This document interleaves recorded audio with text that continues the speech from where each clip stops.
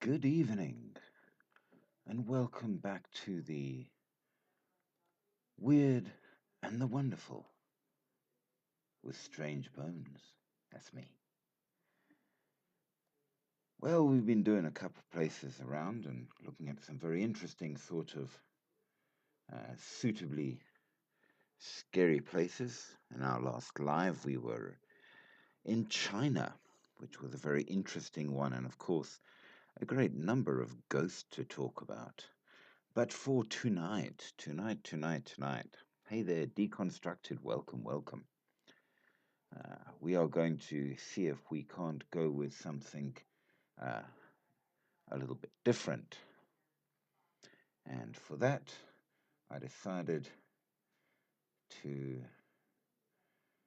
try out Texas, the place where the ghosts are afraid of Chuck Norris.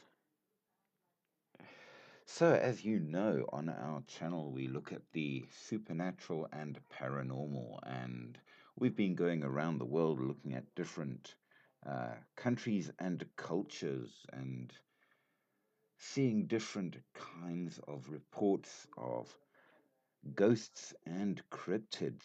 And as we progress along, we've done quite a few places and put together a certain amount of information in regards to these things, and of course developed quite a lot of questions along the way, as you can imagine.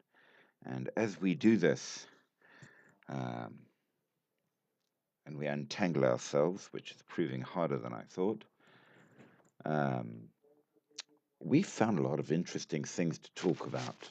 And so I hope that you will enjoy this live, and you will enjoy finding out the interesting things as we go along. Now, as we do so, I'm going to remind you that on our channel we have just one rule, which is do be polite or you will get the boot. Other than that, agree, disagree, that's absolutely fine. Um, we appreciate, we approve, and we enjoy a great deal of likes, shares, subscribes, comments, and all the good things that go along with making this channel work. So I very much do hope that you will do that and share as much as possible um, your ideas and feelings on the matter. So make sure to offer much. Now, as we go around, we shall begin, of course, with our usual initial um, overview of where we are talking about. And Texas is an extremely large area, very hot, very dry. Capital, I do believe, um, is Austin, Texas, though its next really big and well known city would be Dallas. It borders with Mexico, New Mexico, Arkansas, and Oklahoma on the most part, but with a tiny little touch to Louisiana. And it is on the Gulf of Mexico. Uh, so that's what we can say about it as such, really. Not a lot more than that. We are going to make sure that our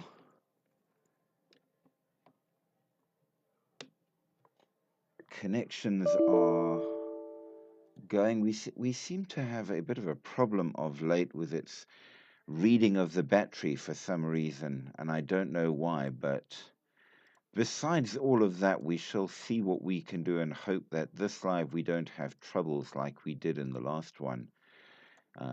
If you were with me in the last one, um, we had a number of small issues. Many thanks to Blanco there.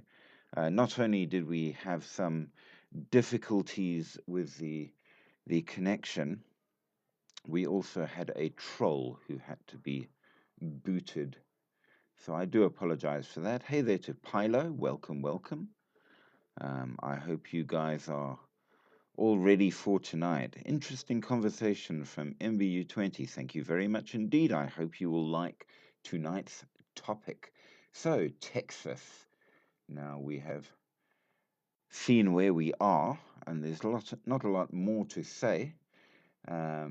But in terms of the paranormal and supernatural, it is known for a rich history and folklore, with numerous ghost stories and haunted locations, according to what I am told in my research. There is the famous Driscoll Hotel in Austin, the Menger Hotel in San Antonio, and the Baker Hotel in Mineral Wells. It seems that hotels in Texas can have more than their fair share of guests. So there we go, there we go. Haha. Let's see what we can find out about that.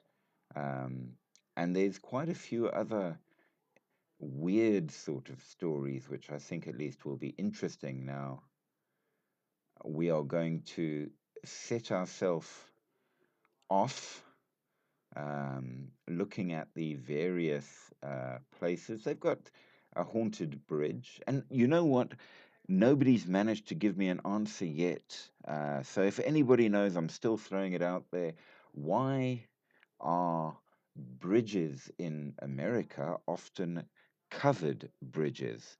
What is the point? What is the reason? Do let us know if you know. So, Alien Rule and Jake, welcome back. Glad to see you again. That is awesome to have you on board. We also have a hospital because, let's face it, if you want ghosts, hospitals are right there. And then, of course, we do have the famous Alamo. And absolutely, there is no doubt in my mind that that's going to be an excellent spot for hauntings. And of course, besides all the ghosts, we are going to go through some of the cryptids as well. Um, but let us begin. Now, we will begin with a quote from the science fiction writer Arthur C. Clarke. Now, I'm going to tell you a very interesting thing that maybe you didn't know, which isn't really attending to our topic at all, but it's an interesting fact. The very great science fiction writers and the original ones that started the whole genre of science fiction, on many, many cases, were in fact genuine scientists themselves, and they based their stories in many ways um, on their actual expertise. And Arthur C. Clarke was one such. And he said, for every person now alive, there stands at least 30 ghosts, for that is the minimum ratio by which the dead outnumber the living. So it stands to reason that where you get a lot of people, you're going to get a lot of ghosts. And of course, you have the great deserts of the West and the heavy woodlands of the East, and they say that spectres have been reported to haunt derelict hospitals, active schools, lonely highways, and thriving hotels. Whether you believe in the afterlife or not, you don't have to look far for a haunting just over your shoulder. So there we go. And we will try to answer a question from our last live that Jake himself brought up, uh, which really and truly is a very, very good one. Why do we get ghosts at night and not just generally? Surely, if they are haunting, they should haunt as much during the day as at night. That seems reasonable, doesn't it? Well, We shall find out. So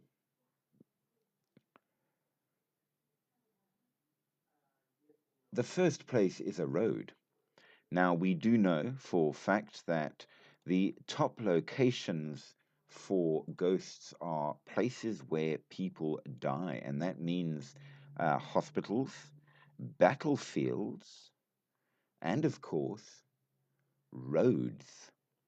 Those are the ones. So the first one stands to reason that it is a road, Bragg Road in Saratoga. Um, Now, the place is called Big Thicket, and it is a dense, biodiverse forest region in East Texas, and a few tribes, including the Alabama Coushatta and the Caddo, hunted around the edges of it, but essentially it was largely uncharted territory when the Anglo settlers arrived in 1830s. Swampy, dark, difficult to penetrate. It was the kind of place people who didn't want to be found would go. But it remains pretty dense even till today. It is part of Hardin County, if that means anything to anybody. And right in the middle of it is the infamous Bragg Road, home to countless sightings of the Ghost Road Light, which comes under varying names, not all of which we need to worry about, but basically, it is a light that appears to nighttime travelers on the road between Saratoga and the now defunct village of Bragg Station. Before the current road was built, the Arrow Strait clearing served as a branch line for the railroad line that was put in 1903, and from inception, the locals considered the line to be haunted by Mexican laborers murdered by a thieving foreman, a recalcitrant deserter shot by Confederate soldiers, and a hunter that was lost in the woods, a decapitated railroad brakeman still searching for his head. But all the stories are linked by the theme of the floating orb of light. Now, as we know, um, orbs appear at least to be a kind of very, very low grade ghost that cannot properly manifest. So perhaps this is a haunting in and of itself. Now, the road replaced the railway tracks in 1934, but the light remained seen by hundreds of people over the decades. In the 1960s, Archer Fulligim, who was the editor of the Counts News, spread its notoriety in several articles. National Geographic even published a clear photo of the light in 1974, and we know that National Geographic is a pretty serious publication. Um, Texas folklorist Francis Abernathy documented sighting stories from quite a lot of people, and in 1997, um, Hardin County designated Bragg Road as the Ghost Road Scenic Drive Park. A pretty road during the day, but slightly less so at night. Well, there you go. Would you go and check it out? It appears, at least, um, from the National Geographic picture, that the light is one of those that appears to be an oncoming train, which, of course, now that there is no line there, it could no longer be. So perhaps a ghost train that still rides on through. That's pretty hard to say. But nevertheless, uh,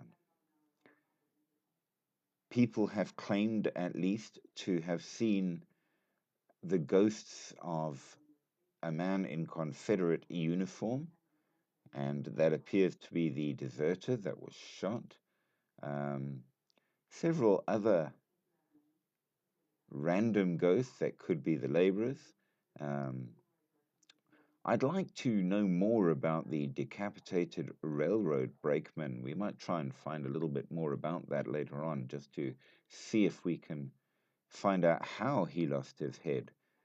Um, but nevertheless, which I think it is a suitably creepy sort of a thing. Now, the next one, of course, because we can't we can't talk ghosts if we don't talk um, hospitals. In South Texas, the Yorktown Memorial Hospital. Um, it's a rather old building, quite large, 30,000 square feet, granite and concrete facade, and overgrown bushes around its sides, with broken windows leading to a black interior and the door chained shut. The hospital is now no longer in use. It was originally built, however, in the 1950s and managed by the Felician Sisters of the Roman Catholic Church, a sprawling facility containing two main floors, a basement, two wings, a chapel, and an observation tower. The hospital closed in 1986, according to the current caretaker, after a new and better facility opened nearby. And the building operated as a drug rehabilitation facility up until it was fully closed down by the state in 1992. And it has sat empty since, attracting stories of terrible malpractice and lurid misbehavior, which may or may not be true. However, according to rumor at the very least, um, a number of patients died there, possibly hundreds. Mayfield says that naturally it has acquired a large reputation for hauntings and ghosts. There are stories of patients killed by neglect or surgical mistakes, uh, and even that the ghost of the surgeon who is held responsible is seen. A fearsome black spectre with red eyes has been reported to haunt the chapel and growl when Bible verses are read there, which sounds not so much like a ghost and maybe something else. But we shall talk more on that in a little bit as we go along. Um, One person claims that they once saw a ghost of a young man staring out from behind the locked front doors with a bullet wound in his head. Others report that the spirits of nuns residing on the second floor are said to push and scratch, particularly at men with tattoos. I wonder why they dislike tattoos. Um, The caretaker says that they have often experienced feelings of oppressive weight, of cold spots, and of unseen things touching her. Just walking through the building makes her jittery, and she has often heard footsteps and faint moaning sounds. A lot of awful things went on there, she says, and the place freaks me out. Once you shut those doors and go in here, you often forget there's anything beyond the hospital. Nowadays, of course, you can go and do a ghost tour around there. Um,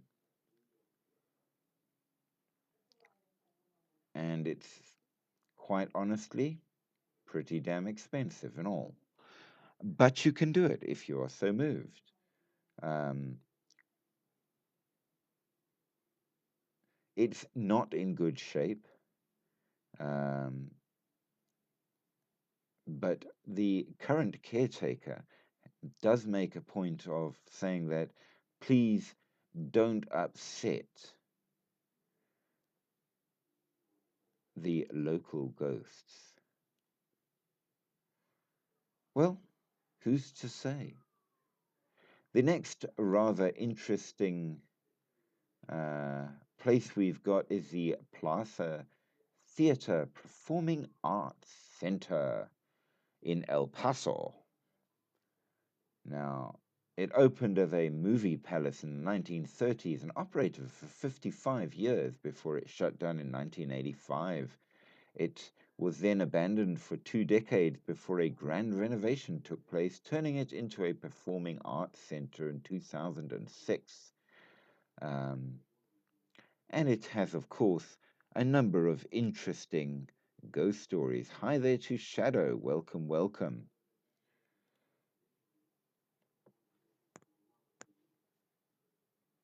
Now, since it has been restored, um, it is now operational again, but it seems while the dust and cobwebs are gone, the ghosts remain. Some of the stories seem to be the standard expected things which possibly might indicate they have just been the add-ons, as it were, not necessarily as true as all that.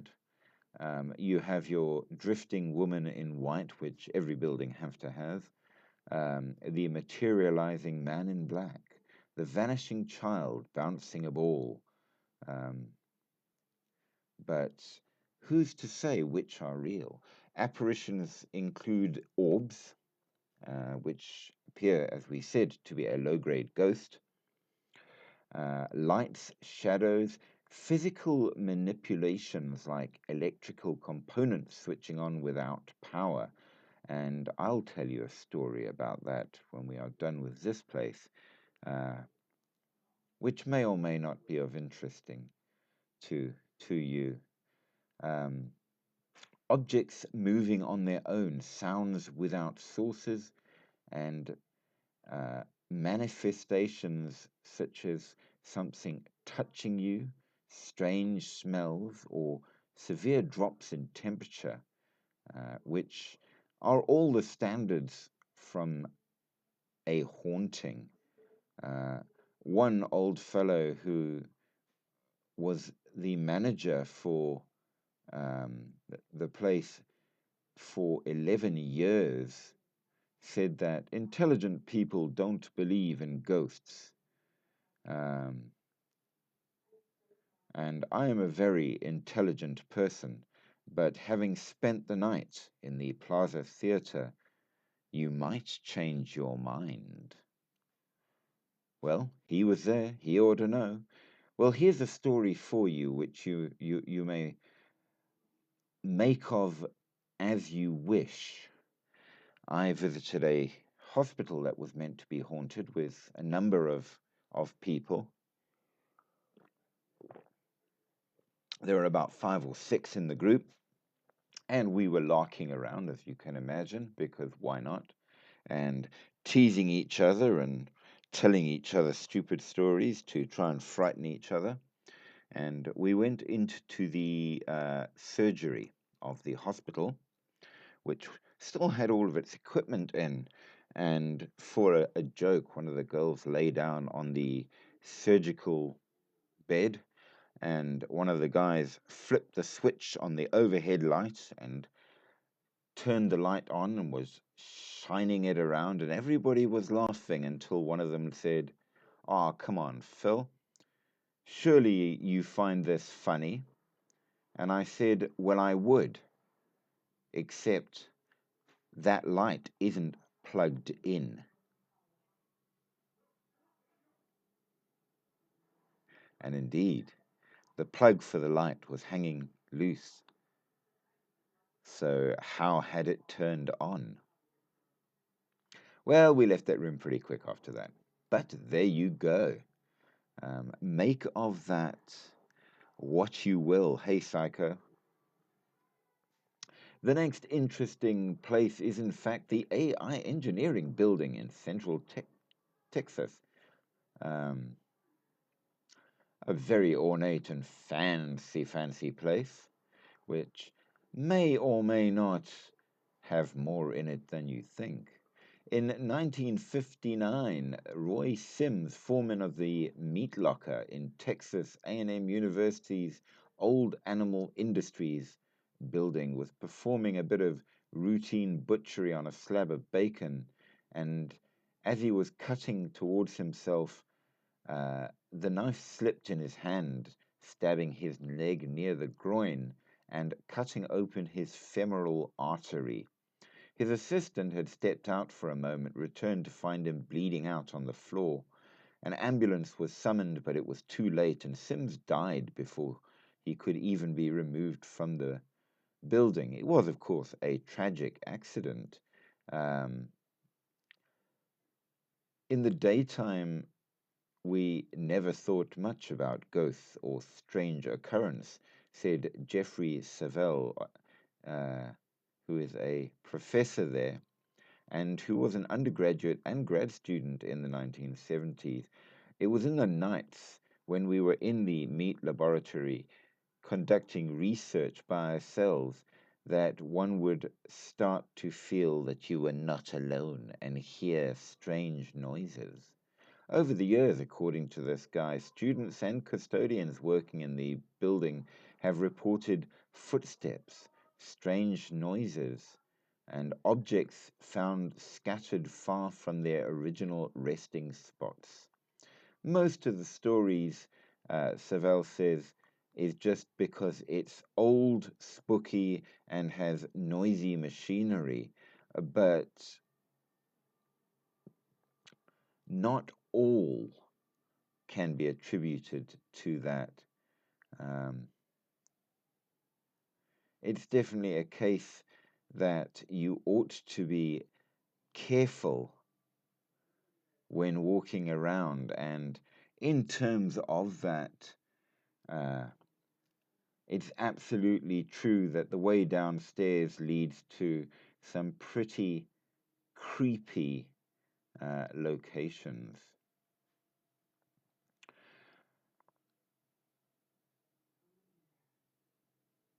Now, the next interesting spot that we are going to talk about is called Hindley Row, and it is on the Gulf Coast. And according to the manager of Galveston's Electric Hindley Market, she says, the ghosts are friendly, so it's okay. Don't worry. She says that she has uh, worked alongside ghosts ever since she's been there. And it is the oldest commercial structure in the Strand Historic District that has been there since 1990. And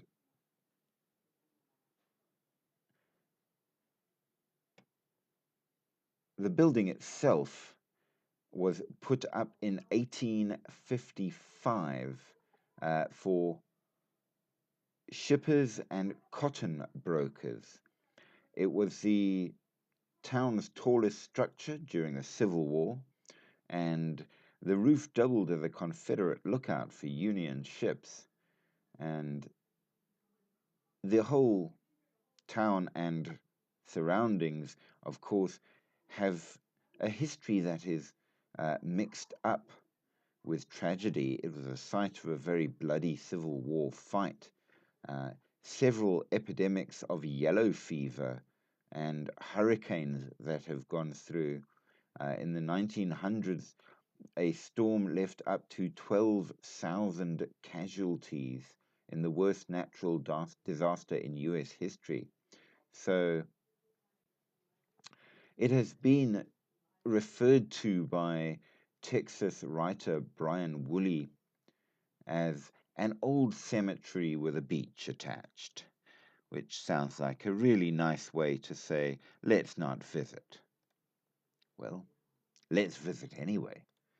The resident ghosts of Henley Row represent aspects from history. There is a Confederate soldier seen on the roof and around the building, a blood-stained teenage factory worker, which seems to have come from the cotton grading days. There is a lady in white, and at the running and playing little boy and little girl ghosts that are thought to be storm victims from the hurricane in the 1900s.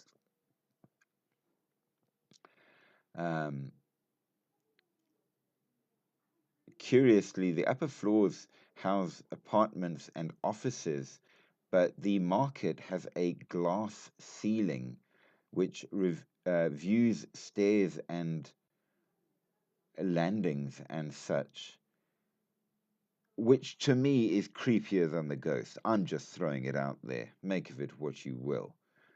But during renovations, workers reported tools mysteriously moving around, and staff recall a number of spooky experiences.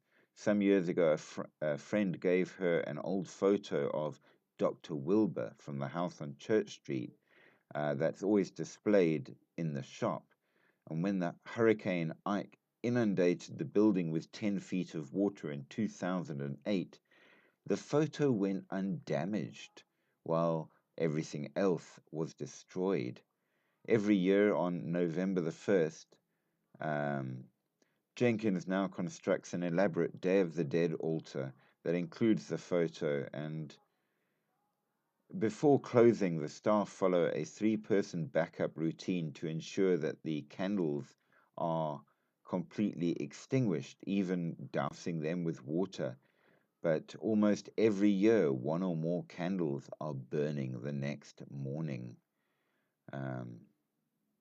So who's to say what is in there? And certainly it seems the staff believe that there is something to fear. Moving right along, however, I do remind you all that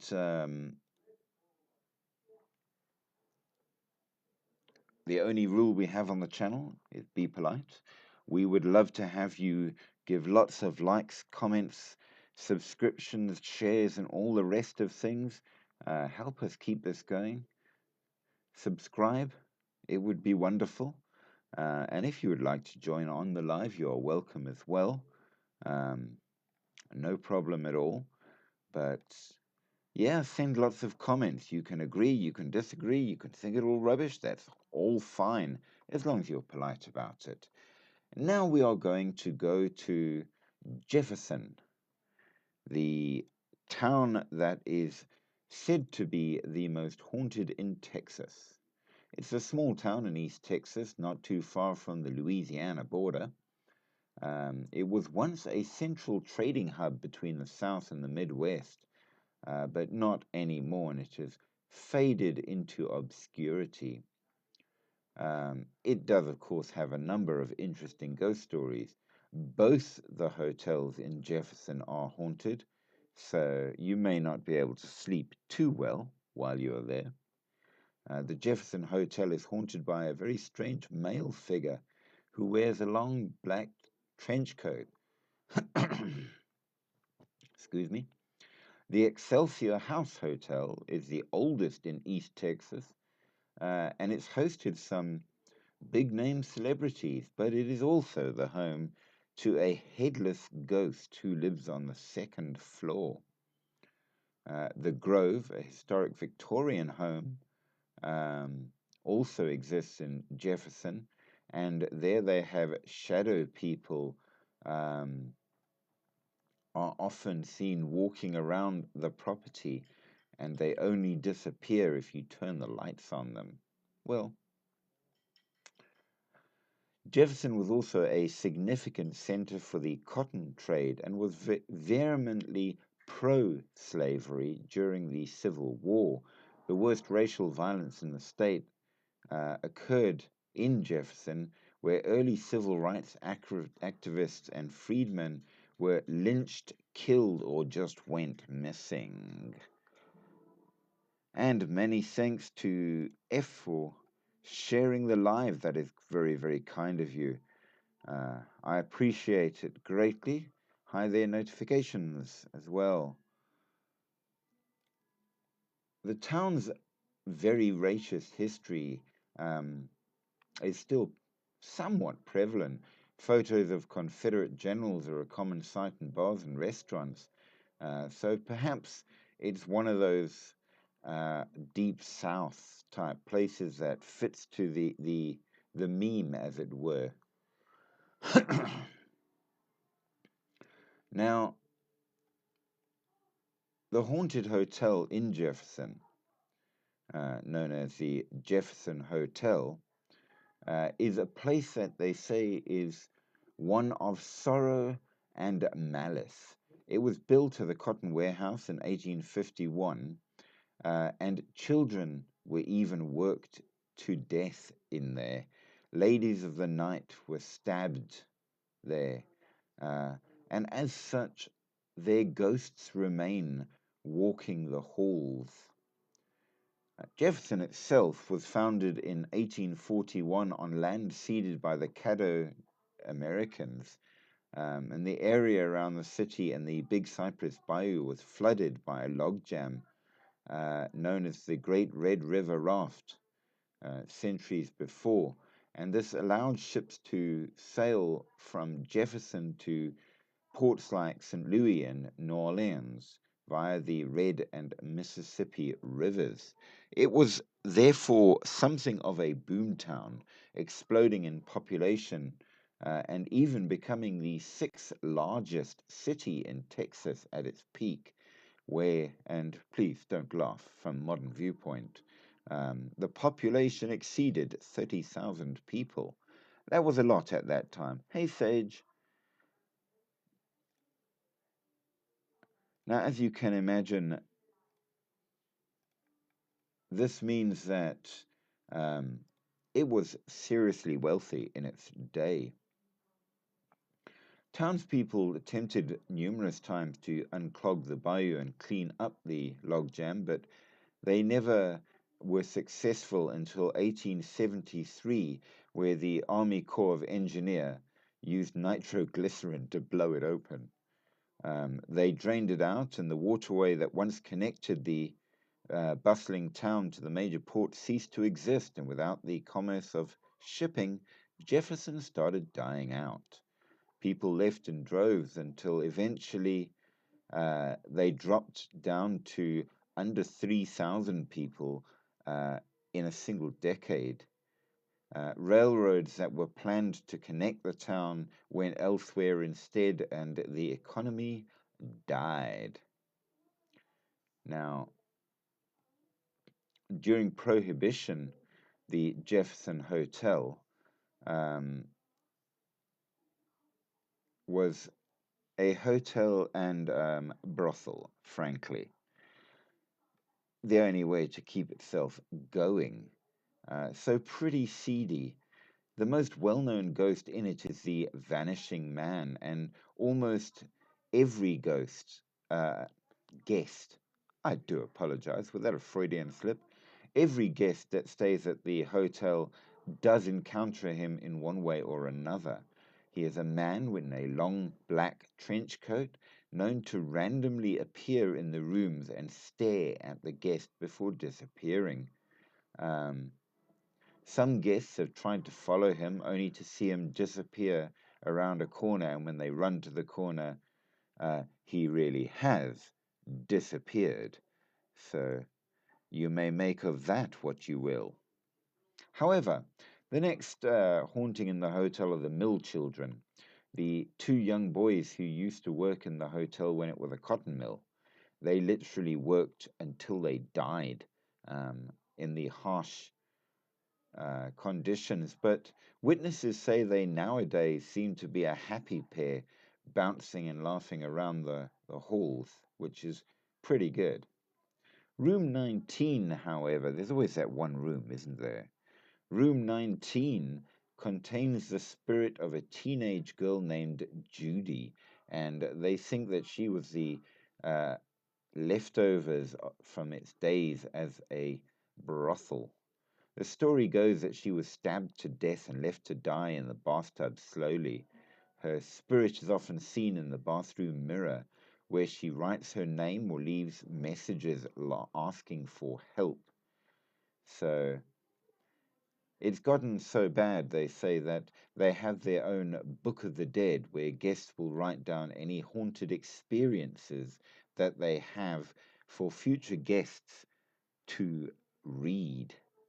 The Excelsior House Hotel, the other hotel, which is the oldest in East Texas, as we said, um, opening in the 1850s, have had prominent guests like Oscar Wilde, Ulysses S. Grant, and even Steven Spielberg.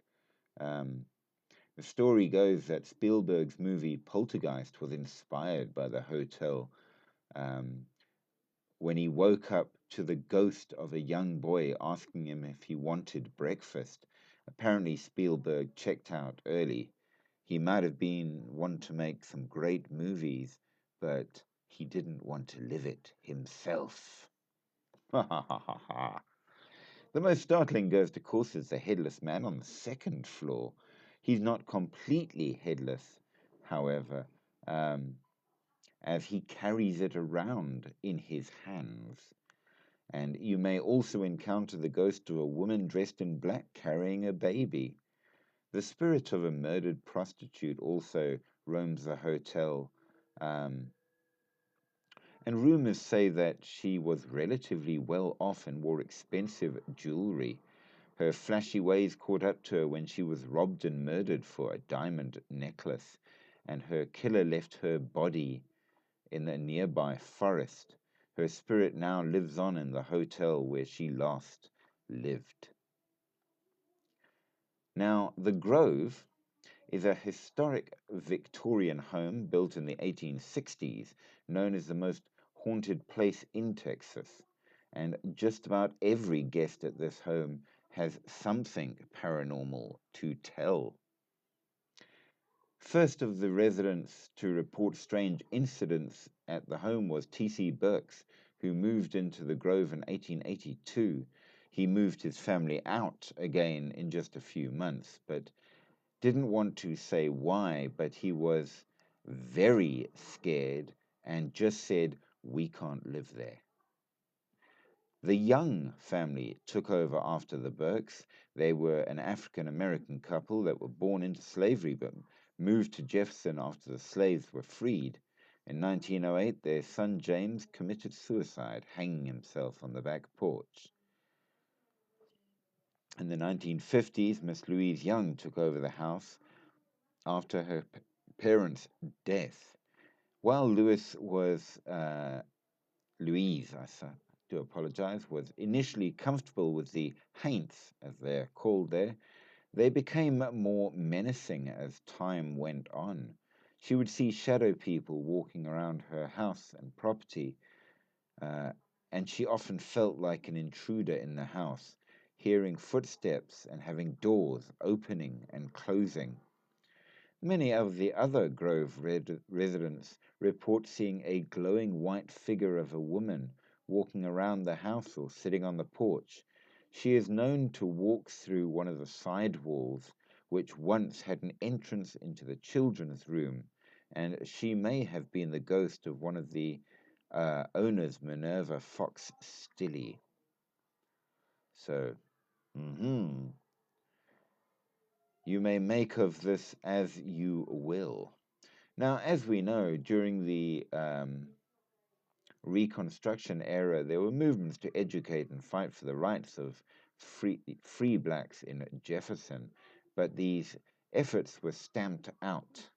Former Union Lieutenant George Washington Smith and Freedman Anderson Wright were assaulted in 1868 on their way home from a meeting with the Reconstructionist Republican Party. A posse led by R.P. Crump fired a gun at them in the dark, prompting Smith to fire back and hitting two of Crump's men, which resulted in Smith and Wright being arrested and being put in jail. While in jail, a large mob, including members of the Ku Klux Klan, organized and stormed the prison, shooting Smith inside the cell. Two of the freedmen were murdered when they were dragged into the road and beaten to death. Wright and the remaining freedmen managed to escape, though badly injured. In the 2 months following the incidents, the Ku Klux Klan and local townspeople rode around terrorizing black residents and setting fire to black-owned farms, churches, and businesses. And eventually, the National Guard had to be called in to declare martial law. And though 35 men were arrested, only 3 went to trial, and 1 even received a presidential pardon. Now, all of this violence naturally caused quite a lot of difficulties, and as you can imagine, the result to all of this is there are a number of ghosts in the town, and one wonders just how angry the ghosts might be and whether or not they might one day have another revolution. You never know.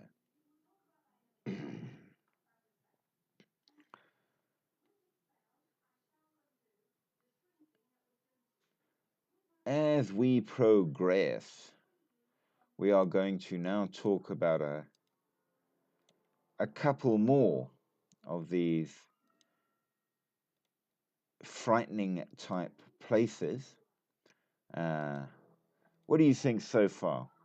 Do they sound like they are real, or do they sound like maybe not? I don't know. But we are going to start with the Gunter Hotel in San Antonio, dedicated on November 20, 1909. The historic Gunter Hotel's roots date back to the first year of the Republic in Texas, 1837. The Frontier Hotel was at the corner of what was then the El Rincon and the El Paso streets. And of course, over time, the streets were renamed, the place has become bigger, and more has gone on. It has had guests that included Mae West, Tom Mix, Roy Rogers, John Wayne, Gene Autry, Franklin Roosevelt, and Harry Truman. I hope they counted their silver after Truman was there. In 1965, an unidentified woman, however, was murdered in the historic hotel, and her restless ghost still remains. It started on February 2nd, 1965, when a blond man in his late 20s checked into room 636. Although he checked in alone under the name Albert Knox, he was soon seen over the next few days, accompanied by a tall and sophisticated-looking woman. All seemed fine until an afternoon maid prepared to check the room on February 8th, and believed that the "Do Not Disturb" sign on the door was an oversight. She used her passkey to get in, but as she walked in, she found the so-called Mr. Knox standing beside a blood-soaked bed, letting out a scream. She started to back up, but the man put a finger to his lips and then gathered up the blood-soaked bundle and ran past her out the door.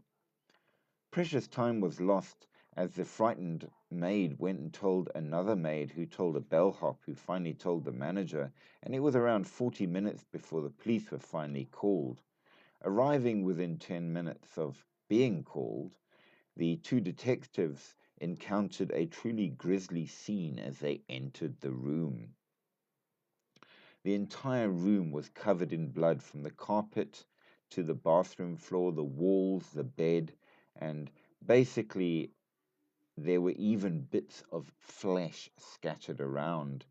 Uh, Police theorized that the woman's body had been butchered there, and indeed some of the parts were disposed of down the toilet. Within days, the police tracked down a suspect who checked in at the St. Anthony Hotel a few blocks away. They heard a shot from inside the room uh, when they knocked on the door, and bursting in, they found the suspect, later identified as Walter Emmerich, uh, dead by his own hand. Though they searched, the woman's body was never found, and they theorized that Emmerich must have disposed of the body in one of the still wet cement um, building sites that were taking place all around San Antonio at the time. So the chance of finding her was pretty small. However, however, as we move along, since then, uh, staff and guests have reported strange occurrences near room 636. The seemingly restless spirit has often appeared with her arms outstretched. Hammering sounds have been reported coming from the room when it was meant to be unoccupied. A blonde woman inexplicably appears in photographs people have taken. Uh, Quite a large number of new employees have quit right after they were assigned to clean the room. And it seems that those ghosts are not the only one. There is an elderly woman that seems to wander the halls of the hotel. And when it was bought out and became part of the Sheraton Hotel Group, it underwent an $8 million renovation. It now has some really fancy, updated, modern amenities and more. But nevertheless, the ghosts remain. What do you think of that? Do you think that that's haunted enough for you? Do you think the ghosts are real? Or do you think maybe that's nothing more than a foolish story? I guess it's hard to say. Now, the next interesting place is in Alton, Texas, and is known as the Haunted Goatman's Bridge. It's about 3.5 miles from present-day town of Corinth in Denton County, Texas, where once there stood the village of Alton, which for a decade was the county seat. And when Denton County was formed in 1846, the first pioneers found the place and named it Pinckneyville in honor of the first governor of Texas, James Pinckney Henderson. But it never really stuck. And they found that it didn't have good water supplies and more. And so they moved the county seat slightly away in 1848, June thereof, um, to Alton, which was on a better location and had a creek, which meant better water. Commissioners were appointed and directed to lay out the town and sell lots, and no records was ever done, and no public buildings erected. The only serious residence that was built was one owned by a man named W.C. Baines, who had a farmstead there. So they sort of ran things out of the Baines residence for a long time.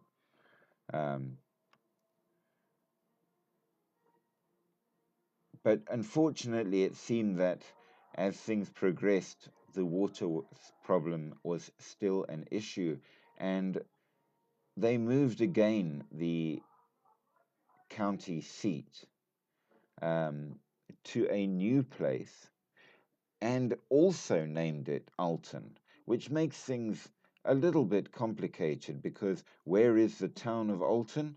Well, you have a couple of options. But this seemed to have grown a bit, and there were a hotel and a post office and more, and several homes, a blacksmith shop, and it seemed to be a lot better. Um, and indeed, the Hickory Creek Baptist Church still stands there, having been built in 1855.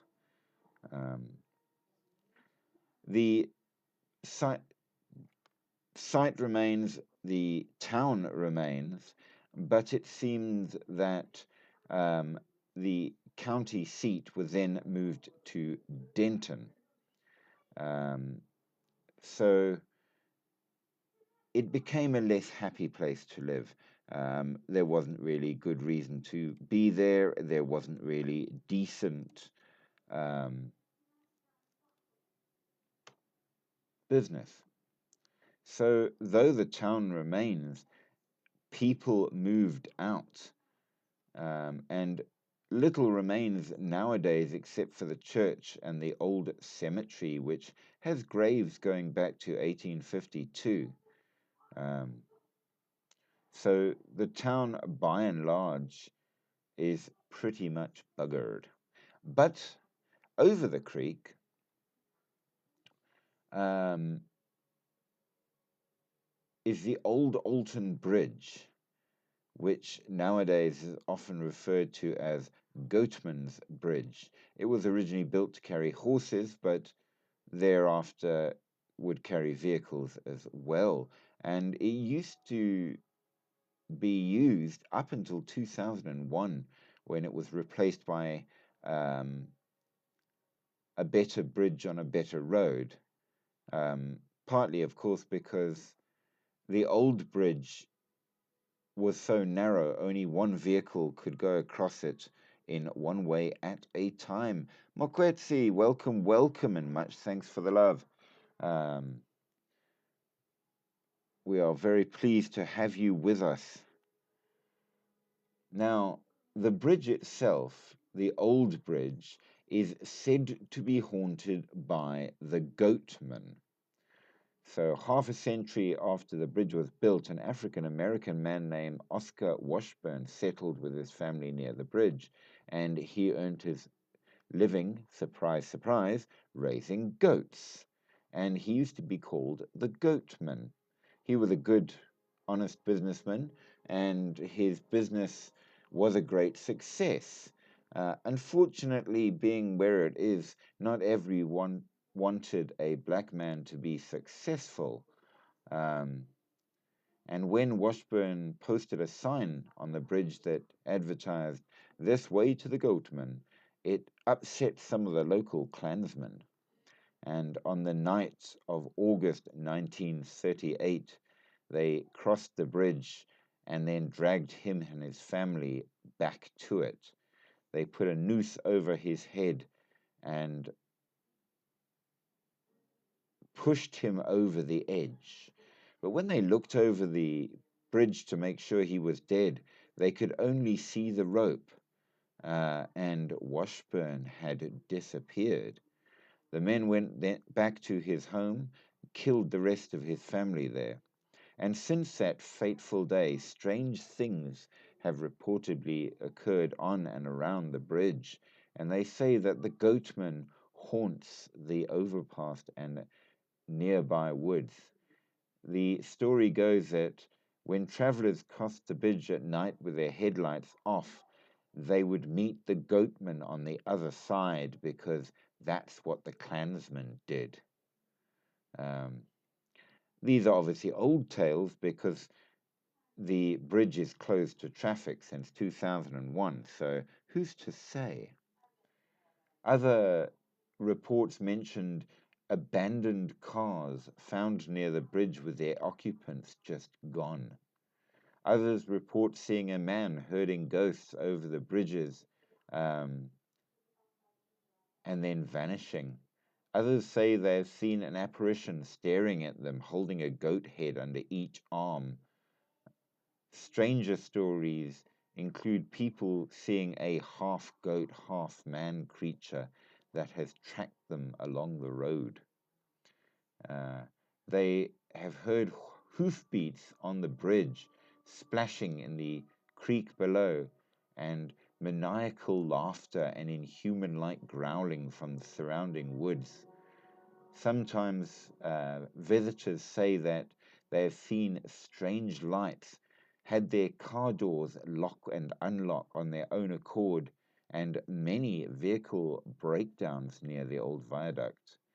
Um, they do say if you're brave, go down there and honk your car horn twice, and you will see the goatman's glowing eyes. But the goatman is not alone.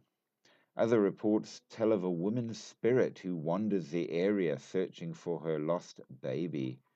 Um, so they have a La Llorona as well. So if you want to see the spirits of the dead, just toddle on over and visit the goatman.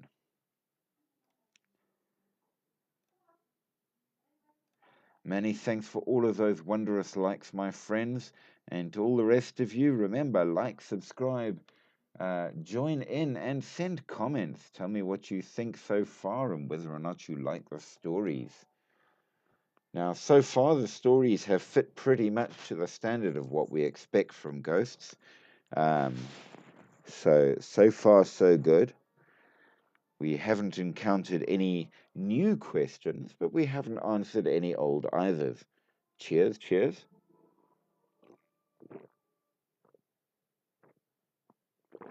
So let's see how we go. Now, in the 1800s, Texas was a wild and lawless place, and we know this because we watch cowboy and Indian movies on TV, so we know all about Texas. But of course, as we also know from watching TV, the only people who went out to try and settle all of the chaos were the famous Texas Rangers. And they, of course, are there until this day, thanks to Walker. The Rio Grande to the south has been declared the border between the United States and Mexico, but the Mexican government refused to recognize the boundary, insisting instead that the Nueces River was the border, which left a large chunk of land between the two rivers, which became no man's land and a prime target for outlaws.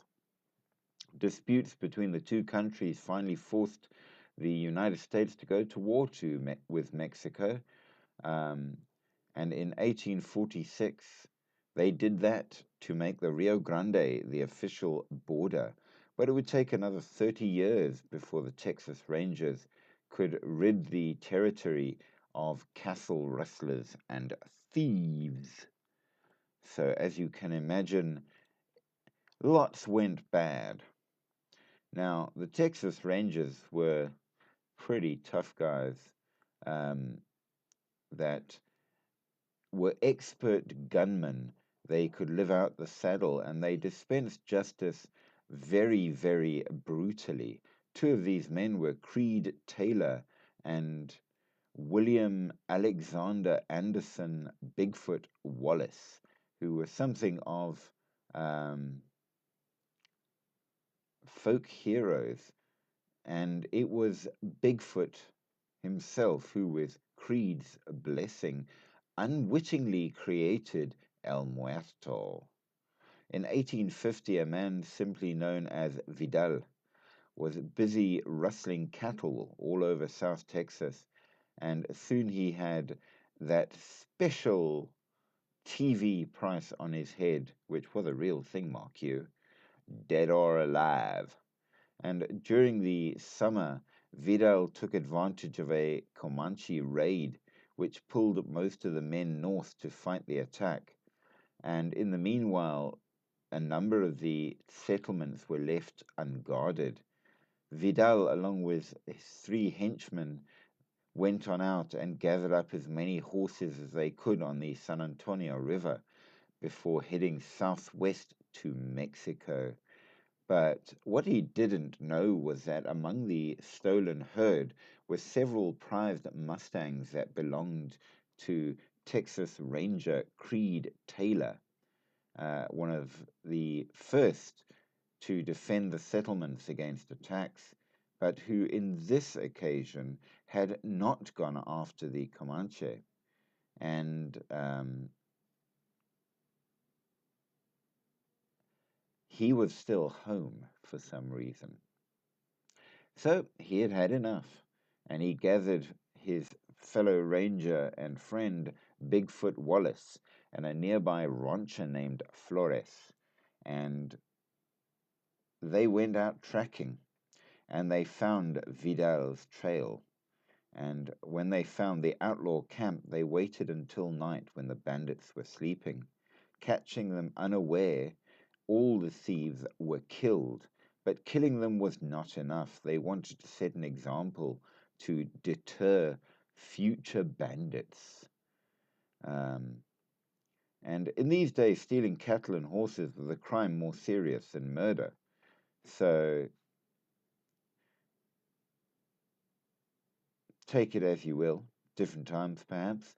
The Rangers had tried all types of justice on those they caught, including hanging them from trees and leaving them there, shooting them, chopping them into pieces, and leaving their bodies for animal bait, but nothing had deterred the outlaws. So, in an effort to really make a point, Wallace beheaded Vidal, lashed him firmly into the saddle of a wild Mustang, tying his hands to the pommel and securing him upright.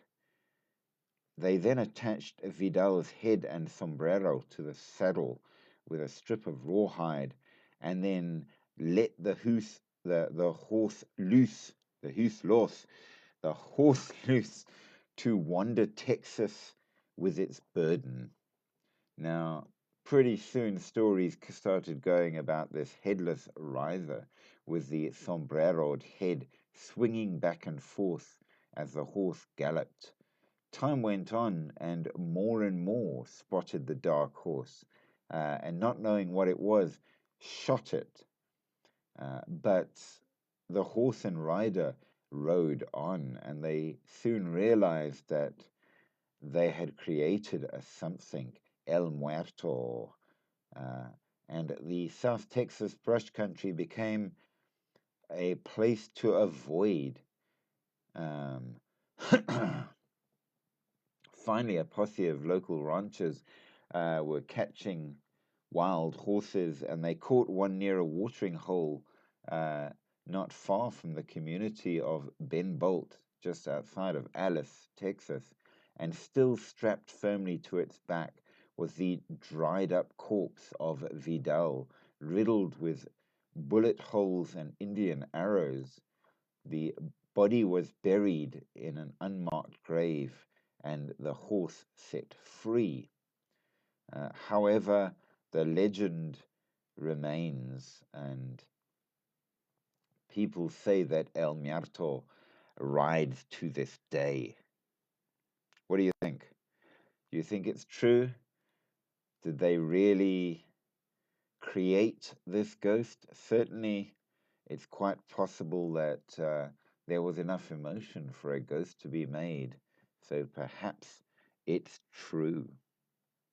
Now, my next story, of course, is one which I dislike greatly, because, of course, as you know, I do not like ghost children, and this particular one is indeed just that, ghost children. Hey, Cecil, welcome, welcome. Just south of San Antonio, Texas, not far from the San Juan Mission, is the intersection of the roadway crossed by railway tracks. And We don't know exactly the origins of the story, but reportedly there was a fatal accident somewhere in the 1930s or 40s where a train collided with a school bus full of children. According to legend, it was a rainy Texas morning, and as the uh, train came down the tracks, the engineer spied a school bus stalled on his path.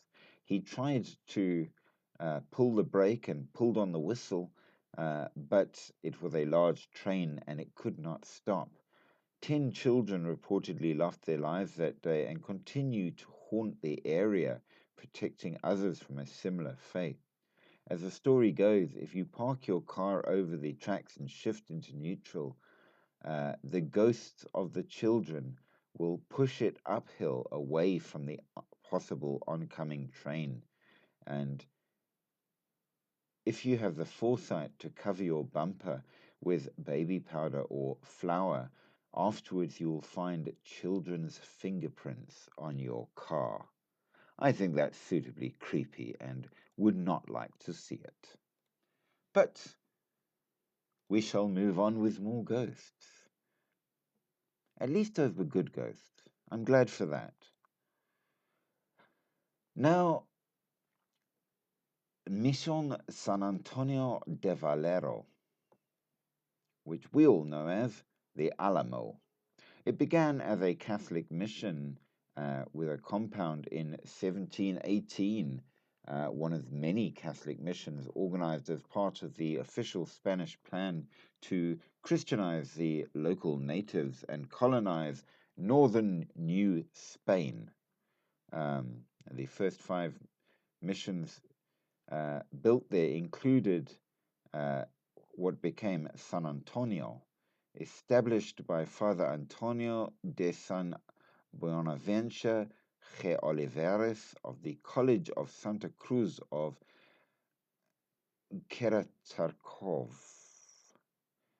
who first visited the region in 1709 and then later approved the plan to set up the new mission house. Mission house, that's the right word. So they went ahead and they built the place. Um, it was all still under Spanish rule at the time. Um, they started out actually west of the area in where they eventually ended up, and had to move 3 times due to attacks on the place and very bad weather when in 1724 a hurricane destroyed most of the buildings. But later on, they rebuilt on the current site on the banks of the San Antonio River. Um,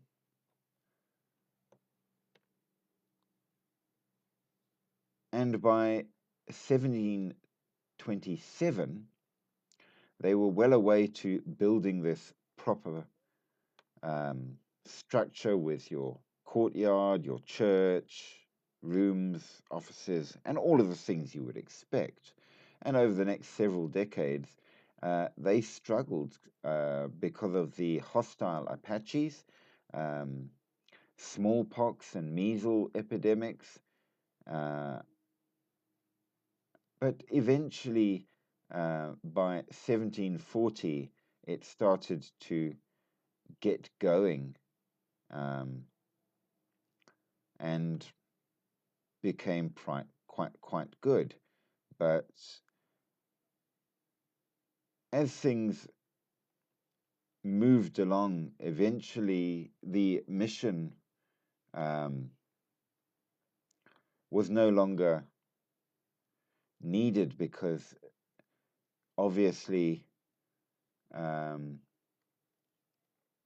things changed politically and more. There were a couple of notable instances where there was an attack by the Apaches on the mission. Um, and then, of course, nearby you had the massacre at the Santa Cruz de San Saba mission, which was uh, in Menard County. Um, they started to fortify the place somewhat, just to make it a little bit safer for those living there. And they had an 8 foot high, 2 foot thick wall with a fortified gate, and even a turret with cannons, which, let's face it, for a mission is pretty hardcore. Um,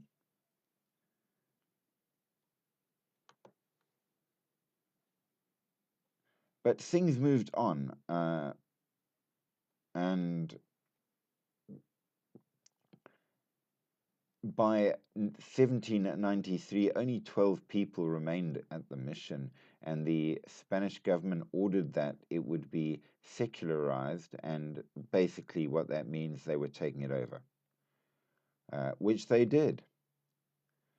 But in the 19th century, when Mexico began to fight for independence from Spain, it became a very strategically important site. In 1803, it became the quarters for the Second Flying Company of San Carlos de Parras, a company of Spanish colonial mounted lancers who came to bolster the local garrison. And they remained there for the next 32 years. Um, and became involved in the Mexican War for Independence, the Texas Revolution, um, and so on and so forth. And it's from this time that the place became known as the Alamo. Now, the Alamo we know, of course, came about for non-American, non-Texans, as a point um, when you had the war for independence, um, and Texans were fighting for their independence from Mexico, and about 100 Texan soldiers manned the Alamo, led by Colonel James C. Neal, and he requested for a further 200 men to be sent to help fortify, but the Texan government was in turmoil and could not provide um, any assistance. In the meanwhile, um, James Bowie was ordered, and yes, the famous Bowie knife, that's named after James Bowie or Bowie, was sent to take 35 or 50 men to move the artillery up and destroy the Alamo. But there weren't enough oxen to do that, so um, they couldn't destroy the buildings, and Bowie was left there to command the Alamo with William Travis. Now, before any reinforcements could arrive, the Mexican army, under the command of General Antonio Lopez de Santa Anna, marched up and laid siege to the city and the Alamo. And on March 6th of 1836 was the great famous battle, and they basically wiped it out. The last to die were 11 men manning the 12-pound cannons in the chapel. They stacked the bodies, they burned them all, and the severely outnumbered Texas soldiers had killed around 600 attackers during the siege. Unfortunately, though, thereafter they were all wiped out, and the Alamo was basically re-fortified and repaired. But by the end of the year, um, their revolution ended with the Mexican army retreating, um, so that they no longer had what they had won anyway, which is kind of sad in a way.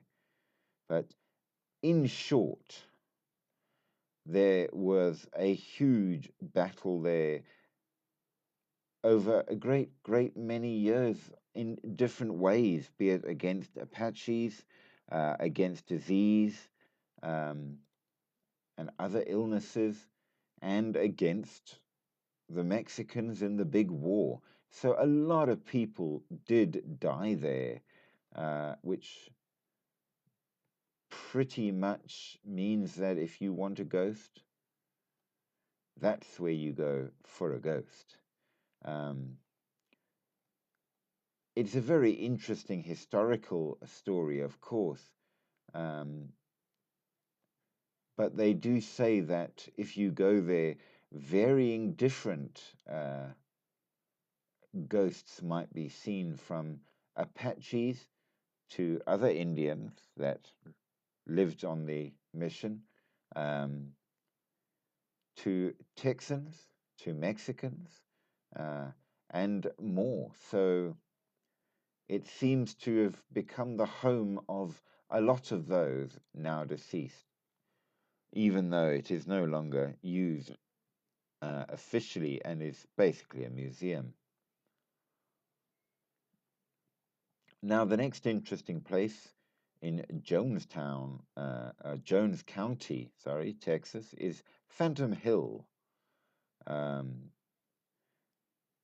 it was a fort built on it in 1850, which is still there and in one of the best conditions till today. Um, the government sent Captain Randolph B. Marcy to explore the vast region to the north and west of Austin and establish routes through the area in 1849. Um, and of course, it was filled by the very warlike Comanche Indians, which made it problematic. And according to um, the requirements, they needed a road through that would be safe for immigrants that were going to the California gold fields. Um, a cordon of forts were therefore put up, including Fort Phantom Hill, in order to achieve this end. And the first time that they went on out to achieve this aim and build these forts, um, it didn't go so well. One teamster died, and 20 horses, mules, and oxen froze to death in a snowstorm that came up. Um, the local area also had no wood or suitable water. Um, but he was ordered to build the fort anyway. And what they didn't know was that they were building the um, fort in the wrong place. Now, unfamiliar with the area, the instructions handed down changed the location from um, the site in Coleman County to Clear Fork, here where it wasn't meant to be built at all, um, which kind of ruined the whole idea. But they were given orders, so they went ahead and did it, which I suppose shows how it is with the military. Well done, do as you're told. Hey, Jordan. um, but they did, in fact, have everything um, built, put up, and it seems that the only thing found or seen from this Fort Phantom Hill was a sentry who fired on what he thought was an Indian he saw, but didn't find anything. Um, and it seemed that there were no Indians around, despite what they were expecting, because they were building the fort to protect from Indians, but of course they hadn't realized they had done it in the wrong damn place. With typical military precision. Um, and of course, things went downhill from there. And eventually, because there wasn't enough water, you couldn't build a proper garden, which meant that there was a large shortage of vegetables in the men's diet. So people started getting scurvy, fevers, dysentery, pneumonia, and more. And desertions were pretty damn common because the fort was isolated and very lonely, um, which didn't help at all. It did, however, get a number of um, encounters with Indians, but no attacks because it was in the wrong area and the Indians didn't care. So, what was the point? What did they do it for? All they know is that the fort is known as a haunting rather than a haunted, because so little happened. Eventually, there was nobody even there. And really and truly, it's a non ghost town. Uh, a strange thing. Some say that there are ghosts there. Uh, there was a time where stories were spread, shall we call it, of a man who was wrongly hanged near the fort. And after his death, all those that lied and accused him of his so called crime died in mysterious ways. Um, but beyond that, there isn't really much going, um, except for a water spirit known as the Lady of the Lake. Um, she's been seen on numerous occasions, the first time being 150 years ago, long before the lake existed, dressed in light colored clothing. The watery ghost is said to be wandering aimlessly beside the lakeside, uh, or even sometimes seen floating over the lake. But nobody really knows who she is or why she is there. One legend says she's the wife of a pioneer who built a cabin in the woods where the lake now is, and which was attacked by uh, Indians, but to protect themselves, the couple made a pact that no one would enter the cabin without speaking a secret password, and if you didn't give it, they would shoot. And one day the man had gone out hunting, but he was ambushed by Indians as he approached his cabin. Injured, he ran to the door and tried to get in, but forgot the password, and his wife shot him before he could get inside. And they say that the woman is his wife, cursed for eternity for killing her husband. Is it true? Who's to say? Is she a proper water ghost like La Llorona? Because she seems to be from before there was ever a lake there. So, who's to say? Maybe she's just lost, unable to walk on, and maybe this place is so damn boring that there's nothing in it anyway. We can't tell you. But we're not going to visit because it sounds boring. However, we are going to talk about the haunted natatorium. Why? Because we don't know what a natatorium is, but it is in Amarillo, Texas, uh, which, as you know from the song, and don't lie and say you don't, is on Route 66. Uh, And interestingly enough, uh, Route 66 goes through 6th Street. So does that mean it starts with 666? Maybe it does. The natatorium, locally called the Nat, is said to be haunted, as well as being on the National Register of Historic Places. And basically, a natatorium is an old fashioned word for an indoor swimming pool. And when this building opened in 1922, that's what it was. But in 1926, it was bought and turned into a dance palace, covering the pool over with a fine wooden dance floor. The Nat Ballroom began to cater for the flappers of the Roaring Twenties. Um, the Great Depression, of course, uh, did not give it much good at all, and it suffered badly, though it was bought by Harry Badger in the uh, early 1930s, and he added the castle like facade that it now has and renamed it as the Dine and Dance Palace. Um, it's gone through various incarnations, ballroom, and more.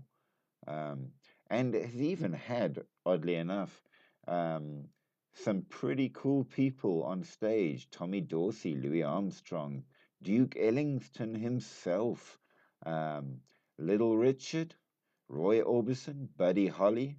I mean, that's pretty impressive right there. So it's stuck around. But they say now that despite all of its glory days, um, there may have been some darkness in those times as well, because um, strange noises have been heard. Cold spots appear, especially in the upstairs rooms that once were used as gambling hall. Uh, Sounds heard when nobody is there, and the owner would arrive to find furniture rearranged during the night. According to one person, a female apparition appeared in a white dress with a red stain on the bodice. Apparently, she was having a good time one evening when another patron spilled red wine down her dress, um, leaving the red stain. But somehow she died, uh, possibly through drink or something else, and she's been there ever since.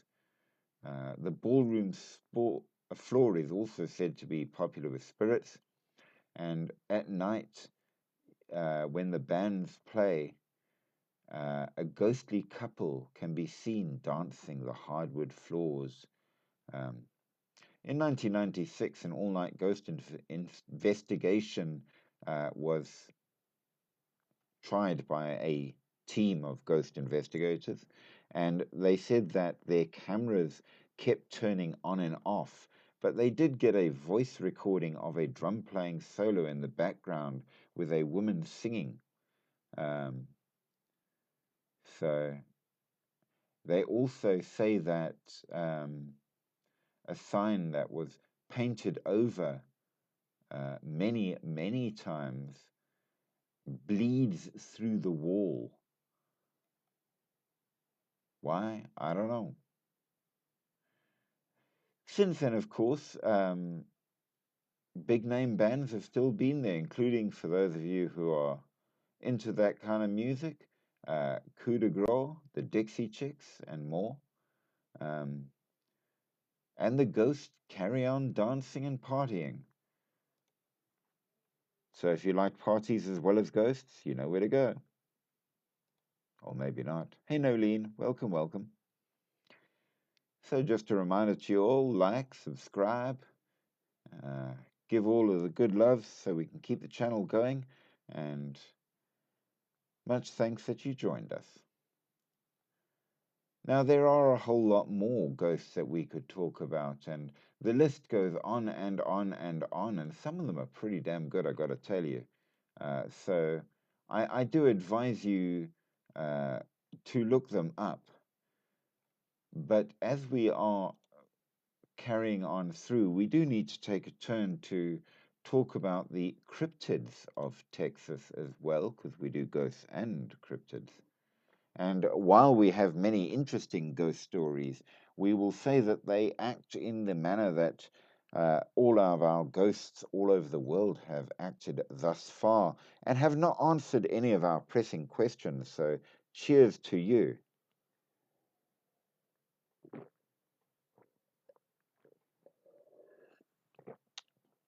So, what can we say about the cryptids? Well, the first creature, such as it is the Lake Worth monster, followed closely by Bigfoot, Chupacabra, the Wampus Cat, the Donkey Lady, the Beast of Bear Creek, and the Swamp Thing. So let's see what we have and what strangenesses we can say about these fine and fabulous creatures. Um, Now, of course, in Texas, you have um,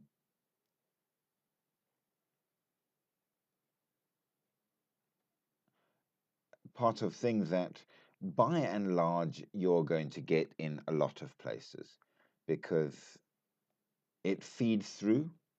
Can we call it? You will get different creatures. So Bigfoot, for example, we've found not only all over the United States, but all over the world, described pretty much exactly the same as well, which is very, very interesting. Minor details change, including the color of its fur. Um,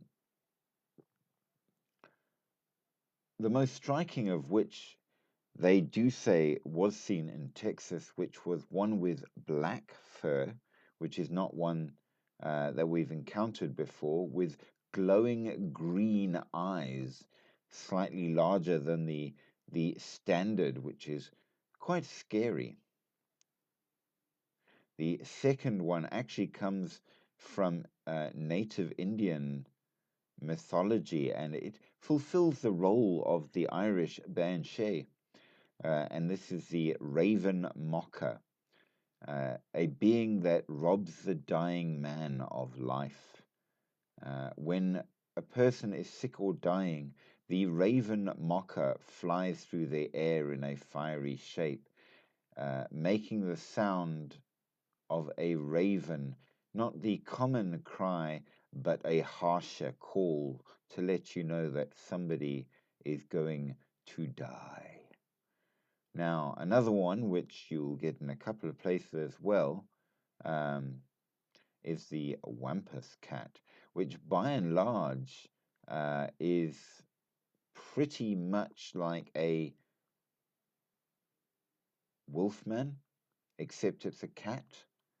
Uh, they walk on their back legs, but are basically cat-like creatures, um, and are fairly scary in that regard. Um, It brings misfortune and death with it as it goes. So, yeah, make of that what you will. Maybe it's true and maybe it ain't. But either way,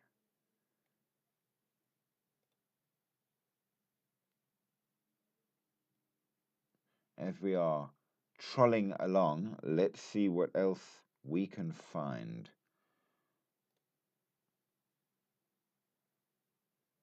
Now, as we know, the Bigfoot is our standard. What I want to highlight about Bigfoot by and large is the fact that you see them all over the world, which kind of implies, in one way or another, that it is a thing or was a thing that people have seen and could exist. Um, the sheer staggering number of Bigfoot sightings seems to almost demand that such a thing must kind of exist. Uh, you also have your chupacabras, your dogmen, um, which are kind of like werewolves, um, your Wampus cats, and more. So it seems that there's a lot of possible things out there. The Lake Worth monster is one that seems to be quite different. Um,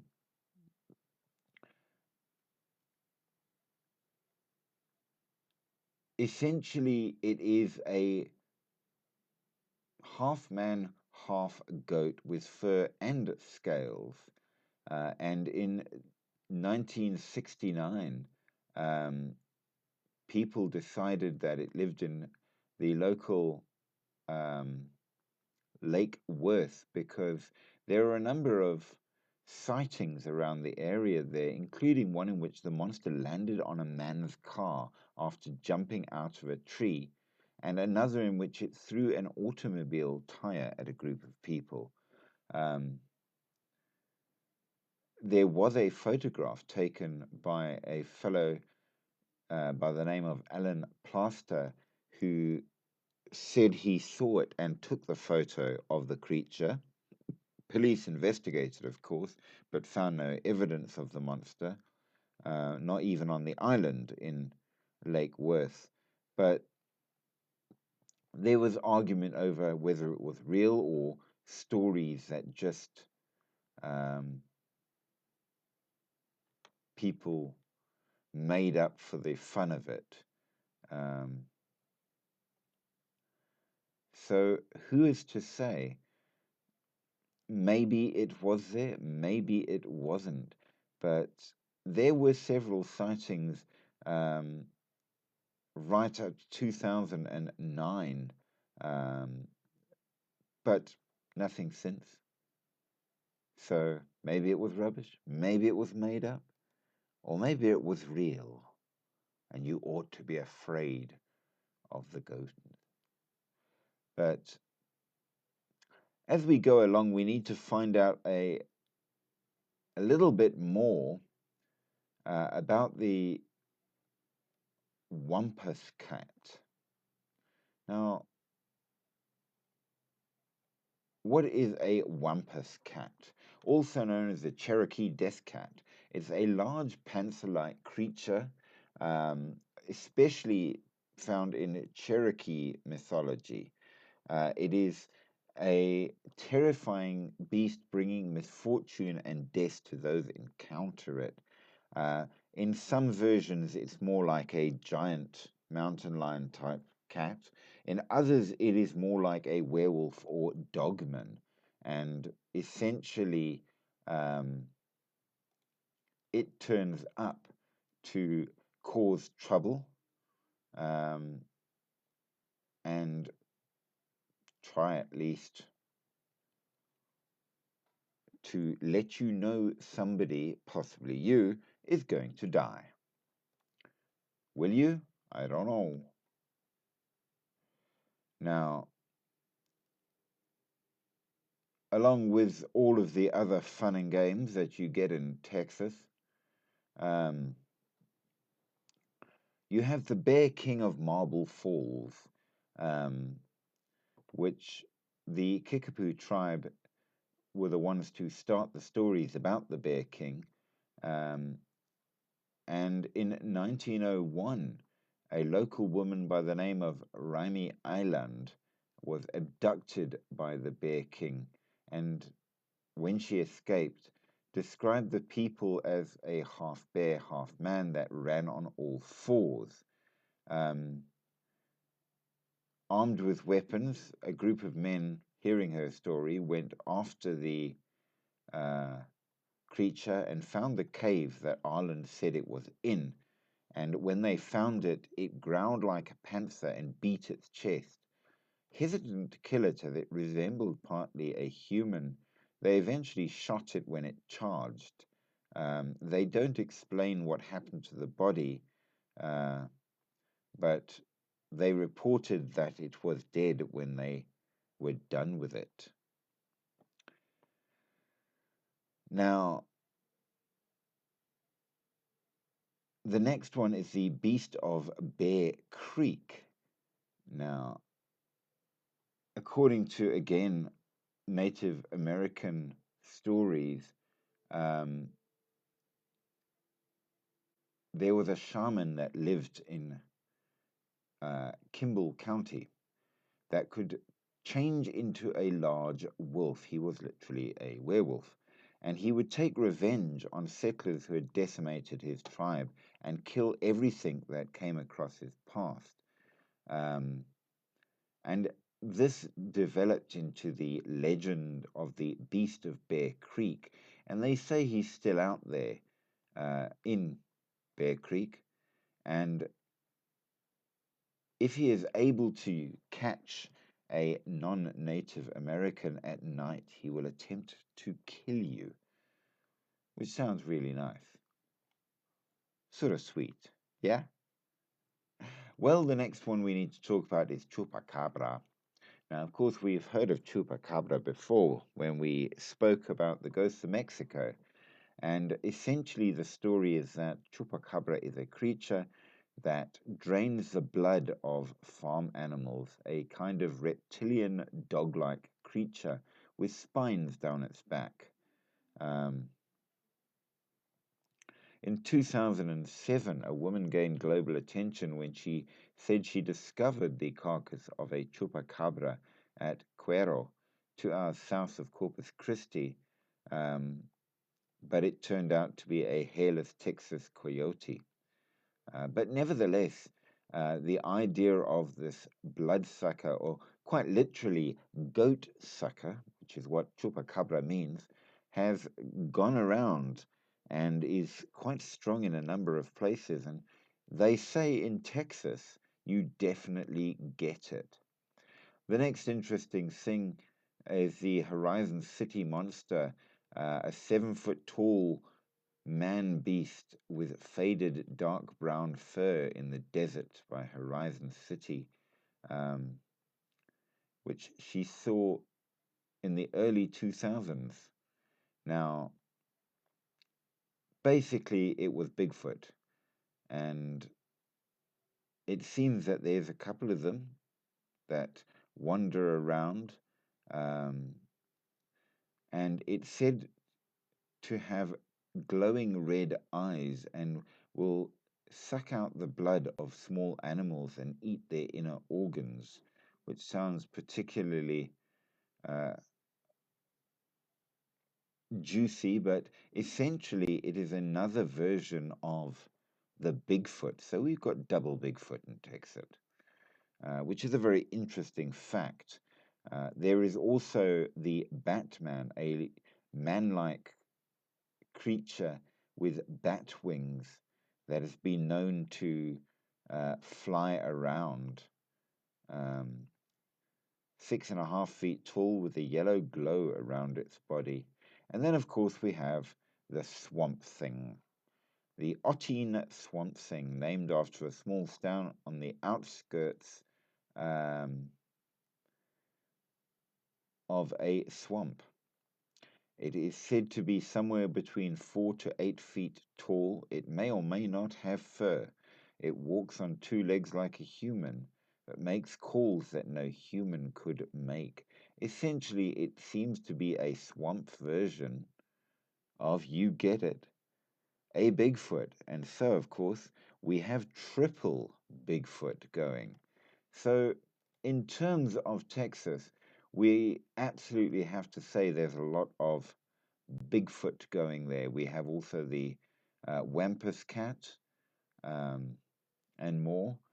But last on our list, and to round out what we are talking about, we now need to speak of the Donkey Lady.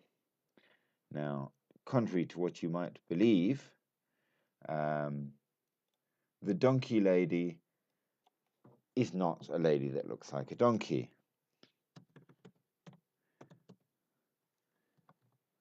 At least as far as some of the stories go, it's not.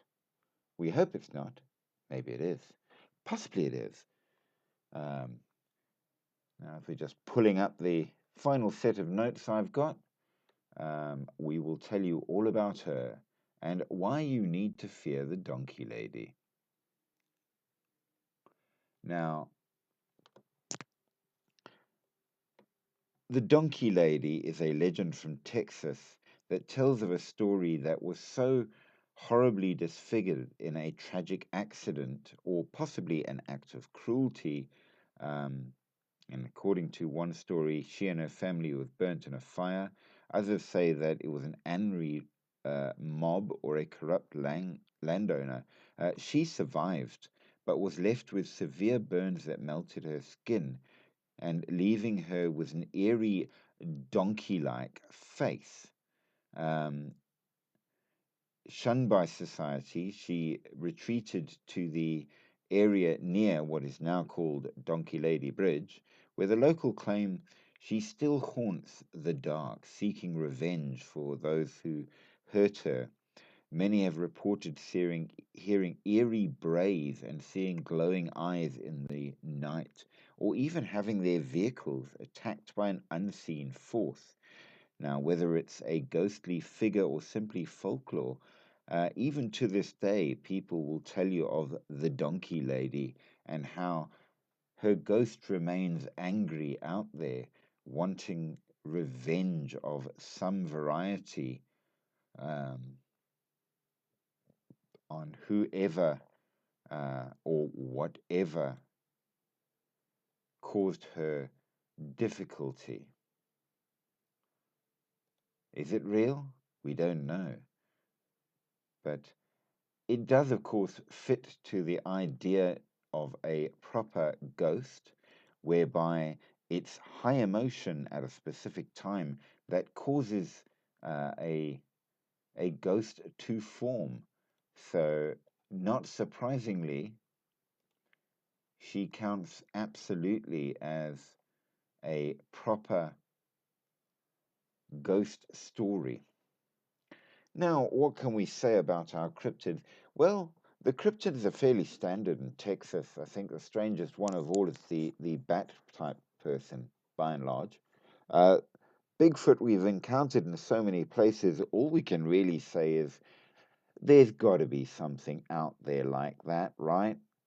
I mean, if you've got exactly the same description in China, Africa, Tibet, America, Russia, come on, guys. Isn't there something? But interestingly, we have again a whole lot of shapeshifters, and the fact that they come from Native American stories fit exactly to your typical cryptid style thing. And they even say that um, while people call them werewolves, they are more dog like, which seems to imply that they are not wolves at all, as weird as they are. And you have the Wampus cat with a weird cat. But it fits to the standard. It just comes from a completely different culture and country than the other stories, which implies that shapeshifters are very much a common thing. The last point we need to make is the fact that we also have to speak on uh, the shadow figures with red eyes. And here again, they the way that it is spoken of fits exactly to what we have encountered in several other countries around the world under different names as that of the jinn. So it seems that we have definitely got three major uh, cryptids found worldwide and from way back in history, before people really could be said to travel and influence other places with stories. It seems that if any such ghost or cryptid does exist, it's going to be one of these, and perhaps it is here that we need to concentrate our understanding of what might be out there to go bump in the night. Now, I don't know what you guys think. Do you think perhaps there could have been a sufficiency of supernatural, or do you think they're just stories and you don't believe in it? But whichever way you go with it, remember, We need your help to keep the channel going. So like, share, subscribe, send lots and lots of hearts and all the rest of it so that we can carry on with our investigations and stories of the supernatural and the paranormal. I hope you have enjoyed Texas. Um, in our next one, we will come up with a different place, different country, different culture. Remember, we do this at around 10 o'clock every night, South Africa time. That's GMT plus 2. We do not do things on a Sunday, however. So there will be one tomorrow night, unless the world ends or some such. Um, and we would be very glad to have you join in with us as well. I do hope that you will like it. And I do hope that we can find more answers, or if not more answers, more questions as well, because the questions are as fun as the answers are, I think, which really does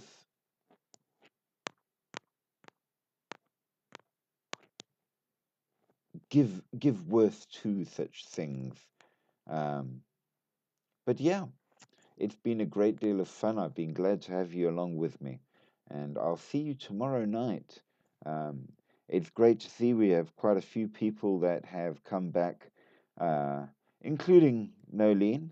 Thank you for coming back again. I hope you're enjoying. It's been good. And of course, our other fellows who have made it a point to stop in, Jake, Makwetsi, and more. I didn't see Vortex tonight. I'm sorry for that. I hope he's doing well. But it's been great to have you on board, and I wish you all the best for tonight. I hope you have a wonderful evening further. So I bid you good night. Have the most amazing sleep.